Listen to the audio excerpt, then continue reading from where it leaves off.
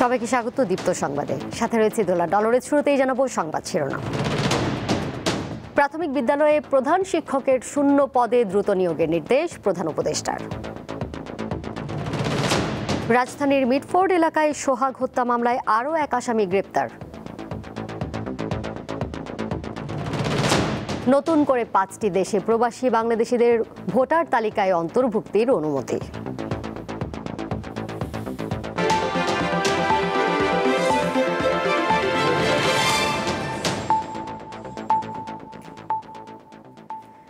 দেশের সরকারি প্রাথমিক বিদ্যালয়গুলোতে প্রধান শিক্ষকের শূন্য পদে দ্রুত নিয়োগের নির্দেশ দিয়েছেন প্রধান উপদেষ্টা অধ্যাপক ডক্টর মোহাম্মদ ইউনূস। আজ রাষ্ট্রীয় অতিথি ভবন যমুনায় এক বৈঠকে এই নির্দেশ দেন তিনি। বৈঠকে প্রধান উপদেষ্টা সরকারি প্রাথমিক বিদ্যালয়ের শিক্ষার মান এবং ভালো করা স্কুলের বিষয়ে জানতে চান। সরকারি কর্ম কমিশনের সঙ্গে সমন্বয় করে অতি দ্রুত বিজ্ঞপ্তি দিয়ে প্রধান শিক্ষক নিয়োগ সম্পন্ন করার নির্দেশ দেন ডক্টর ইউনূস। পাশাপাশি শিক্ষকদের বদলির ক্ষেত্রে নীতিমালায় পরিবর্তন আনার বিষয়ে সংশ্লিষ্ট কর্মকর্তাদের নির্দেশ দিয়েছেন তিনি। বৈঠকে অভিজ্ঞ শিক্ষকদের পাশাপাশি তরুণদেরও প্রধান শিক্ষক হিসেবে নিয়োগের কথা বলেন প্রধান উপদেষ্টা।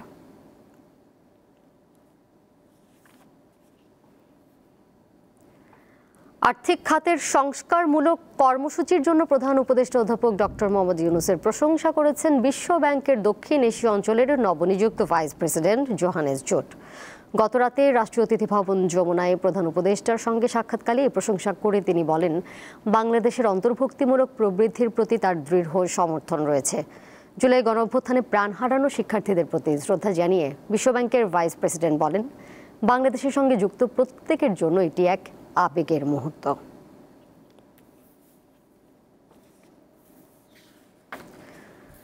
বঙ্গোপসাগরে সৃষ্ট নিম্নচাপের প্রভাবে আজও রাজধানী সহ দেশের বিভিন্ন স্থানে বৃষ্টিপাত হচ্ছে। এতে জনজীবনে কিছুটা বিপর্যয় দেখা দিয়েছে। কয়েকটি জেলায় ঝোড়ো হাওয়ার সঙ্গে ভারী বৃষ্টি হচ্ছে। টানা বর্ষণের কারণে বিভিন্ন নদীর পানি বেড়েছে। আবহাওয়া অধিদপ্তর জানিয়েছে, আগামী 5 দিন এই বৃষ্টিপাত থাকবে। নদী বন্দরগুলোকে 1 নম্বর এবং সব সমুদ্র বন্দরে 3 নম্বর স্থানীয় সতর্কতা সংকেত দেখাতে বলা হয়েছে।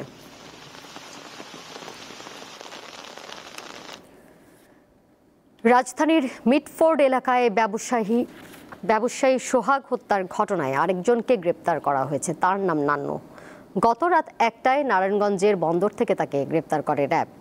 আলোচিত এই হত্যাকাণ্ডে জড়িত সন্দেহে এ নিয়ে মোট 8 জনকে গ্রেপ্তার করা হলো। গত বুধবার পুরান ঢাকার মিডফোর্ড হাসপাতাল এলাকায় সোহাগকে নির্মমভাবে হত্যা করা হয়।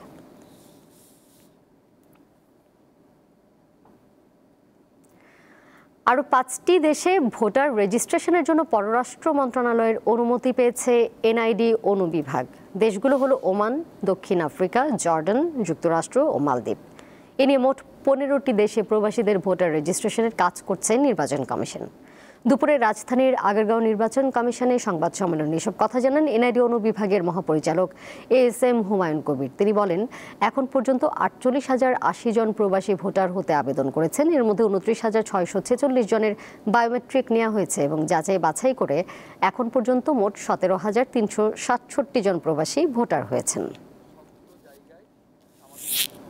48,080 জনের আবেদন পাওয়া গেছে। মিশন অফিসে বায়োমেট্রিক গ্রহণ করা হয়েছে 29,646 জনের। এ পর্যন্ত ভোটার কমপ্লিট হয়েছে 17,367 জনের। একটি দল আওয়ামী লীগের মতোই চাঁদাবাজি সহ বিভিন্ন অপকর্মে লিপ্ত বলে অভিযোগ করেছেন জাতীয় নাগরিক পার্টি এনসিপির আহ্বায়ক নাহিদ ইসলাম।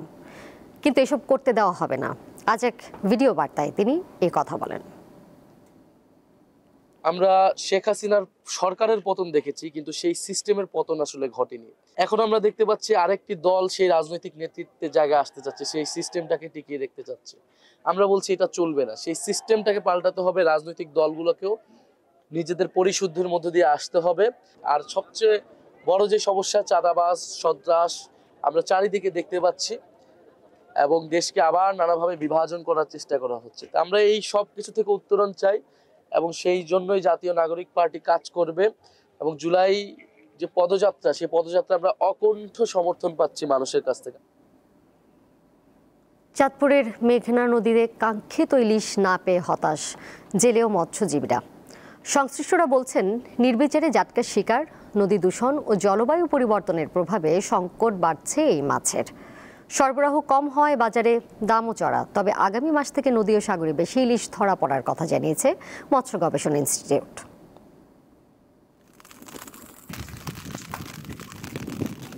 বিশাল জালে ধরা পড়ছে অল্প সংখ্যক ইলিশ মাছ, এতে উঠছে না জ্বালানি খরচ। ভরা মৌসুমেও নদীতে ইলিশের দেখা না পাওয়ায় অনেকে যাচ্ছেন না মাছ ধরতে। এমন চিত্র চাঁদপুরের পদ্মা ও মেঘনা নদীর। গভীর জলে দেখা মিলছে না রূপালী ইলিশের ঝাঁক। অভাব অনটনে জেলে পরিবারগুলোর দিন কাটছে হতাশা আর অনিশ্চয়তায়। কোনো মাছ নাই, নৌকা ছেড়ে গেলে ঘাট থেকে যে পরিমাণ খরচ তার অর্ধেকও মাছ পাওয়া যায় না। নদীতে একেবারেই মাছ নাই, সুতরাং আমরা জীবনযাপন খুব কষ্টই করতেছি। 2-3 ঘন্টা জাল বেয়ে এই মাছটাই পাইছি।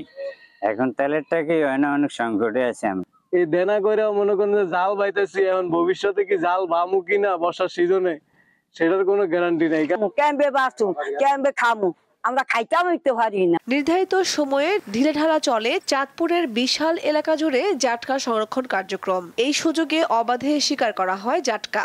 মহাজানা জাকাত ধরে লাইছে, এই বছর একটা কাছে কুচিয়ে ধরে লাইছে। দুই সাইডটা হত পাইতো কারণ জালের উড়িও মাছ নাই, বড় বড় সাবাত তো বন্ধ। জাটকা যে জাল ওনারা তৈরি করে ফ্যাক্টরি বন্ধ করেন।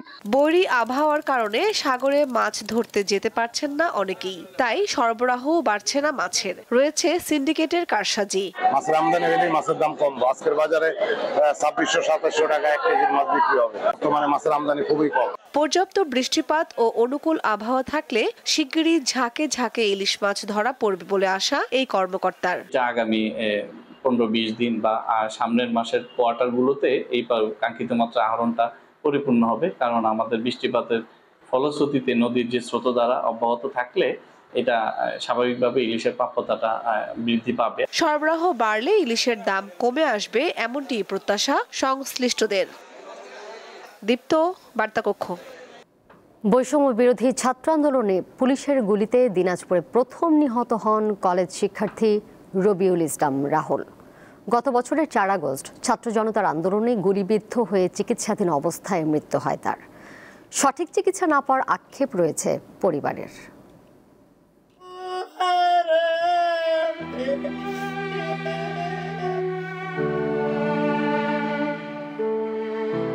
ছেলের কথা মনে করে প্রায়ই কান্নায় ভেঙে পড়েন ফরিদা বেগম।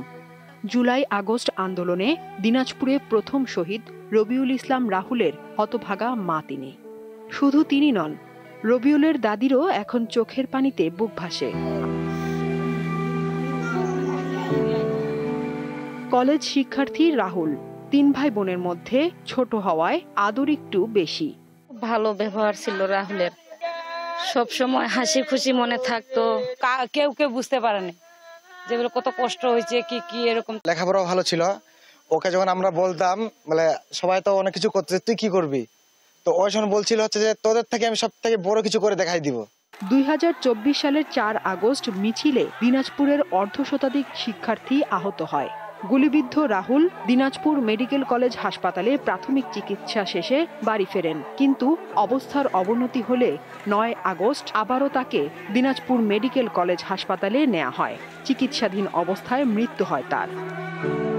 মেডিকেলের প্রাথমিক চিকিৎসা ওরা বলছে যে এখানে অ্যাবসেট করা আসলে সমস্যা হবে, আপনারা আমরা সাধারণ ট্রিটমেন্ট দিচ্ছি, আপনারা ড্রেসিং করে বা ট্রিটমেন্ট করে আপনারা বাসায় চলে যান, 1 মাস বা 1.5 মাসের মধ্যে আসেন, আমরা দেখবো। তবে এখন পুলিশকে আসলে পুলিশ আসতে পারে, সমস্যা হতে পারে, আপনারা নিয়ে যান এমন বলছিল মেডিকেল হসপিটাল। ওখান থেকে আমরা নিয়ে আসি, আসার পরে 2 দিন পরে এই সমস্যাটা আসলে এই গুলিবিদ্ধ হয় এবং তার শ্বাসনালীতে আপনার টিয়ার সেলের ধোঁয়া ঢুকে পড়ে। তো সেটা নিয়ে সে হাসপাতালে চিকিৎসার জন্য যায়। চিকিৎসার জন্য গেলে আপনার সেখানে ডাক্তার তাকে চিকিৎসা দিয়ে, যেহেতু ওই মুহূর্তে আবার গ্রেফতার হওয়ার ভয় ছিল একটা, যার কারণে সে হাসপাতালে অ্যাডমিটেড হয় নাই।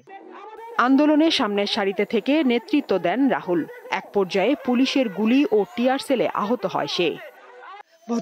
ভর্তি করিয়া সঙ্গে সঙ্গে ডাক্তার কয়েছে আইসিইউর মধ্যে নিতে হবে। আইসিইউর রুম নিয়ে তখন কিছুক্ষণ পরে কয়েছে লাইফ স্টাইল মধ্যে নিতে হবে। ওইটা নিয়ে তখন এই 2-3 দিন থাকার পরে মারা গেল। আর ছেলেটা ঘুরে আসছিল না, আমার শেষ হয়ে গেল, আমার অবলম্বন ছিল। এ ঘটনায় গত বছর ৭ সেপ্টেম্বর একটি হত্যা মামলা দায়ের করে রাহুলের পরিবার। দীপ্ত, বার্তা কক্ষ। বঙ্গোপসাগরে বাংলাদেশের জলসীমায় অনুপ্রবেশ করে মাছ শিকার করার অভিযোগে ৩৪ ভারতীয় জেলেকে আটক করেছে নৌবাহিনী। এ সময় ভারতীয় 2টি মাছ ধরার ট্রলারও জব্দ করা হয়। সোমবার রাতে বঙ্গোপসাগরে ফেয়ারওয়ে বয়া সংলগ্ন গভীর সাগর থেকে ট্রলার সহ এসব জেলেদের আটক করে নৌবাহিনীর সদস্যরা। ট্রলার দুটিতে শিকার করা ৭.৮ মেট্রিক টন মাছ ছিল, যা নিলামে ১৫,৫০,০০০ টাকায় বিক্রি করা হয়েছে। এছাড়া আটক জেলেদের বিরুদ্ধে আইনগত ব্যবস্থা নেওয়ার জন্য মোংলা থানায় হস্তান্তর করা হয়।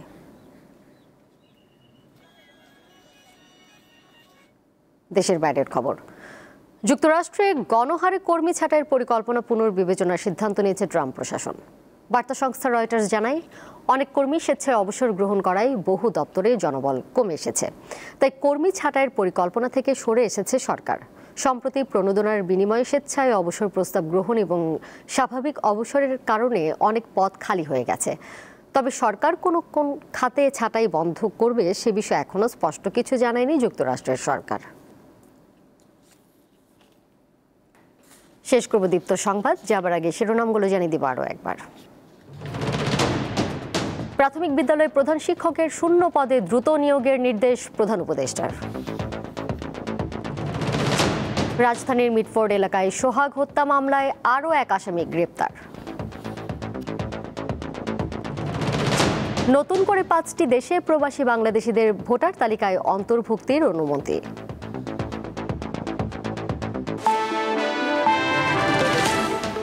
এই ছিল এখনকার মতো। বিকাল 4টায় দেখবেন দীপ্ত স্পোর্টস। এছাড়াও আরও তথ্য এবং বিনোদনের নানা খবরাখবর জানতে যুক্ত থাকুন দীপ্ত ডিজিটাল প্ল্যাটফর্মে। ধন্যবাদ সবাইকে এতক্ষণ সাথে থাকার জন্য।